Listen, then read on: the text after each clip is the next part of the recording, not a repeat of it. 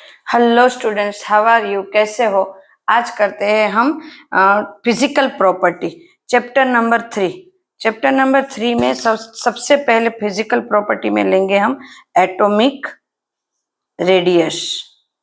अब स्टूडेंट्स देखो, atomic radius किसी की एटॉमिक रेडियस है वो हम ऐसे ही फाइंड नहीं कर सकते एटॉमिक रेडियस, क्योंकि इलेक्ट्रॉन जो है वो इस तरह से है इलेक्ट्रॉन ऑर्बिट में कि हम उसकी स्पेसिफिक जो प्लेस है वो हम फाइंड नहीं कर सकते। इतने एरिया में है इलेक्ट्रॉन, तो हम कैसे फाइंड कर पाएंगे कि इलेक्ट्रॉन कहाँ पे? तो उसकी रेडियस जो है वो कंफर्मली हम नहीं फाइंड कर पाएंगे।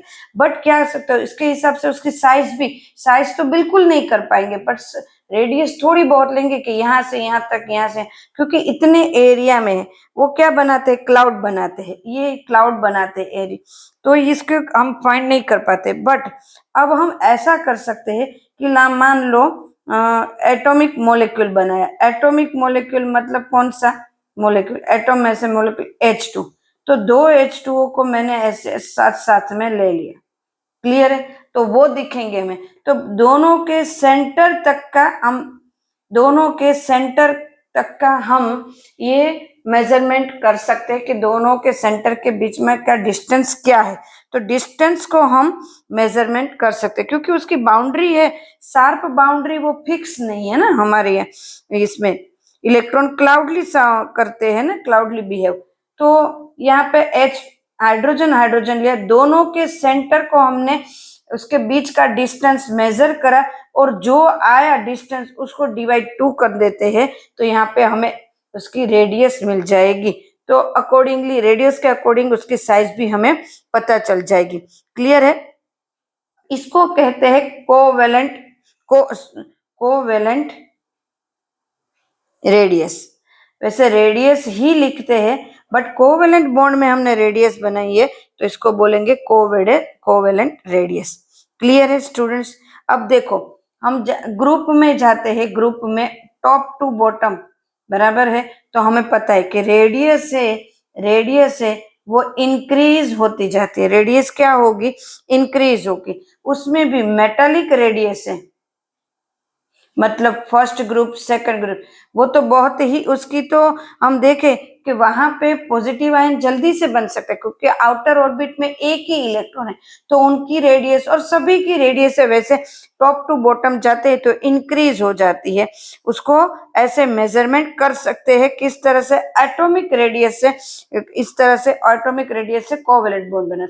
बट देखो, मेटल में तो ऐसे नहीं बनता Na2, तो उसको क्या बोलते हैं? दोनों मेटल, जैसे कॉपर है, सोडियम है, ऐसे बाजू बाजू में ले लिया, और उसके बीच में वैसे तो मेटालिक बॉन्ड होते हैं, बट मेटालिक बॉन्ड को अभी हम नहीं देखते क्योंकि हमें यहाँ नहीं आता है। तो उनके बीच का जो डिस्टेंस है उसको भी 2 से डिवाइड करके हम यहाँ पे फाइंड कर सकते हैं स्टूडेंट्स। क्लियर है स्टूडेंट्स? तो इस तरह से रेडियस मतलब मेटालिक, इसको बोलते हैं मेटालिक रेडियस। तो इस तरह से मेटालिक रेडियस को भी फाइंड कर सकते हैं। And this is covalent radius, मतलब कोई भी ऐसे कंपाउंड है तो उसमें फाइंड कर सकते हैं। जैसे Cl है, एक एग्जांपल ले लेते हैं, तो इनके बीच का डिस्टेंस है 198 pm मिल रहा है, बराबर है। तो अब उनके डिस्टेंस क्या करेंगे? इनको हाफ कर देंगे, 198 को 2 से डिवाइड, तो क्या कहोगे? 99 pm ले सकते हैं। क्लियर? उसी तरह सारे के सारे को ले सकते हैं। जैसे कॉपर का लिया है तो 256 pm है, उनके बीच का डिस्टेंस है, तो उसको 2 से डिवाइड करते हैं तो क्या होगा? 128 pm। तो इस तरह से ये सारे मेजरमेंट है वो एक्सरे से लिए हुए हैं। कहाँ से लिए हुए हैं? एक्सरे से ये सारे के सारे मेजरमेंट लिए गए हैं।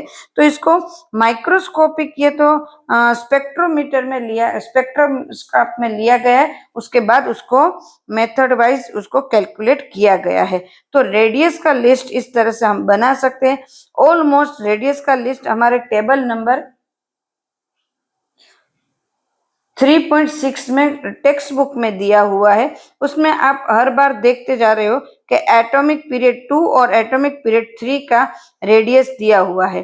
1 by 1 कैसे इंक्रीज होता है और कैसे डिक्रीज होता है वो भी दिखाया गया है। जैसे कि हम जो टेबल में दिया है वो पीरियड में दिया है, पीरियड में, तो पीरियड में तो हमें पता है लेफ्ट टू राइट जाते हैं तो लेस होते हैं, इन डिक्रीज हो जाते हैं, क्योंकि उसी ऑर्बिटल में एटम आते, उसी ऑर्बिटल में न्यू इलेक्ट्रॉन आते हैं, तो सेंटर के साथ इलेक्ट्रॉन का अट्रैक्शन इंक्रीज होता है, तो नजदीक नजदीक नजदीक आ जाते हैं। वो हमने लास्ट ऐसे पढ़ा था, लास्ट मेरे लेक्चर में पढ़ा था, फिर भी यहाँ पे देख, तो हम लेफ्ट टू राइट जाते हैं तो उसी ऑर्बिटल में इलेक्ट्रॉन आते हैं, उसी ऑर्बिटल्स में आते हैं, तो वो नजदीक नजदीक सेंटर के साथ उनका बॉन्डिंग स्ट्रॉन्ग होता जाता है, सेंटर को अपनी तरफ खींचते रहते हैं, तो वो कम होते जाते हैं, मतलब लेस या तो डिक्रीज होते जाते हैं। और टॉप टू बॉटम है, टॉप टू बॉटम आएंगे तो यहाँ इंक्रीज होते जाएंगे। क्लियर है स्टूडेंट्स? अब नाम नेक्स्ट टॉपिक की बात करते हैं, एटॉमिक रेडियस। अब देखो एटॉमिक रेडियस की बात करें हम, जैसे फ्लोरीन है, सोडियम है, जैसे हम कहे टॉप टू बॉटम आते हैं, टॉप टू बॉटम आते हैं, तो एटॉमिक रेडियस किस तरह से होगी? तो सबसे पहले सोडियम को लेते हैं, बराबर है 281, बराबर, मतलब थर्ड ऑर्बिटल में, फर्स्ट सेकंड और थर्ड ऑर्बिटल में ये है। अब देखो Na प्लस बना, मतलब एक इलेक्ट्रॉन रिलीज हुआ, तो चलो ये ऑर्बिटल का अब तो काम ही नहीं, तो ये ही ऑर्बिटल है, तो रेडियस कैसी हो गई? लेस, कम हो गई। मतलब जैसे जैसे हम एटॉमिक रेडियस की बात करें, तो जो नॉर्मल रेडियस थी, मतलब हमारी सॉरी एटॉमिक रेडियस और आयोनिक रेडियस, एटॉमिक रेडियस हमने यहाँ पे, तो एटॉमिक रेडियस से आयोनिक रेडियस से वो लेस होती है, क्योंकि वो आयन बना, तो एटॉमिक रेडियस है ये ज्यादा होगी, बट आयोनिक रेडियस है उनकी कम होगी, क्योंकि लास्ट इलेक्ट्रॉन है वो निकलता जा रहा है। तो यहाँ पे इस तरह से बनते हैं, और हर एक में बनते, ऐसा यहाँ पे ऐसा नहीं, जैसे कि लिथियम का हम एक पूरा ग्राफ देखें तो इस तरह से होता जाता है, कम होता जाता है, फिर सभी में कम होता है, पूरे पीरियड में भी कम होता है।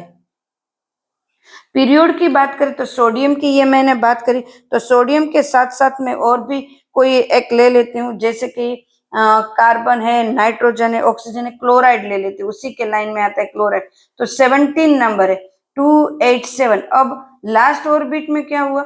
एक इलेक्ट्रॉन ज्यादा आ गए, इलेक्ट्रॉन ज्यादा हुआ, एक 7 थे और एक ज्यादा हो गए, तो इलेक्ट्रॉन का अट्रैक्शन सेंटर की तरफ बढ़ गया, तो वो क्या हुआ? अट्रैक्शन ज्यादा हुआ, तो वो नजदीक आ गए, तो पहले से कम हो गए। Clear students? तो क्या हुआ? पहले से कम हो गए एटॉमिक रेडियस। क्लियर है? एटॉमिक ये आयोनिक रेडियस पहले से कम हो गए, तो लेफ्ट टू राइट जाते हैं तो रेडियस है वो एटॉमिक रेडियस में से आयोनिक रेडियस से वो लेस होती जाती है। कैसी होती जाती है? लेस होती जाती है, कम होती जाती है, क्योंकि आयन बनते जा रहे हैं आउटर ऑर्बिटल्स में। फॉर एग्जाम्पल कितने सारे आयोनिक एसिड दिए हैं, O-2, F-, Na+, Mg+2, सब में डिफरेंस है, वो कम, सब में धीरे धीरे कैसी होती जा रही है? लेस। क्लियर है स्टूडेंट्स? तो यहाँ पे हमने आज आयोनिक एंड एटॉमिक रेडियस देखा। देखो एटॉमिक रेडियस है टॉप टू बॉटम इंक्रीज होती है and left to right decrease होती है। यहाँ पे आयोनिक रेडियस है वो टॉप टू बॉटम डिक्रीज होती है, यहाँ ज्यादा यहाँ पे कम, और यहाँ पे ये डिक्रीज होती जाती है, बराबर है यहाँ पे।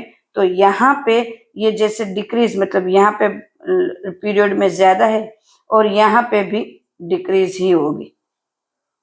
क्यों? क्योंकि इन अंदर एक एक इलेक्ट्रॉन आते जाते हैं, तो वो कैसे होते, उसके बीच में अट्रैक्शन बढ़ रहा है, अट्रैक्शन बढ़ रहा है तो रेडियस है वो धीरे धीरे कम हो रही है स्टूडेंट्स। तो ये जो क्वेश्चन है एग्जाम के लिए इम्पोर्टेंट है, साथ साथ में जो भी आप कॉम्पिटिटिव एग्जाम की प्रिपरेशन कर रहे हो ना, तो उनके लिए तो ये एग्जाम बहुत, ये बहुत टॉपिक इम्पोर्टेंट। फिर 3.5 भी एक एग्जाम्पल दिया है, वो भी आप देख सकते हो कि किसकी ज्यादा है किसकी कम है, वो दिया हुआ है। तो वो एल्यूमिनियम का दिया है, मैग्नीशियम का दिया, तो वो भी आप एक बार देखोगे तो आपको पता चल जाएगा कि किसकी ज्यादा है और किसकी कम है स्टूडेंट्स। तो यहाँ पे हम इतना रखते हैं, नेक्स्ट वीडियो में फिर से मिलते हैं स्टूडेंट्स, तब तक के लिए बाय, टेक केयर।